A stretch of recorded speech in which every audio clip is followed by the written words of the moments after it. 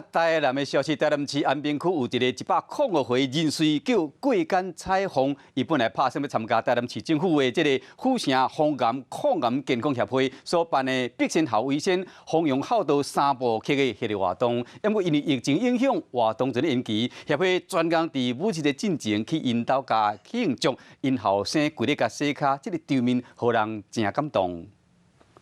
74岁郭登辉亲身为老母过干彩虹皇帝掠灵洗卡，场面会使讲是真温暖。爱生6个，伊甲相夫教子啊，所以伊是个介好的老母安尼。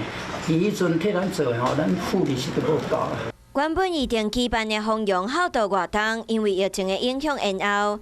为着袂互百岁人瑞失望，选伫母亲节即天伫徛街举办活动。为人子女的哈，对父母亲好要做到孝心顺心哈，让他们能够健健康康、快快乐乐过一辈子。认为疫情的时候更要加重那一种的一个孝道。府城防癌抗癌健康协会推动大健康的理念，主要弘扬孝道，嘛促进家庭的和谐快乐。 生生不息，宏观视野，我是申宏。想要看体育新闻，就要赶快看华视新闻，赶快按赞、分享、开启小铃铛哦。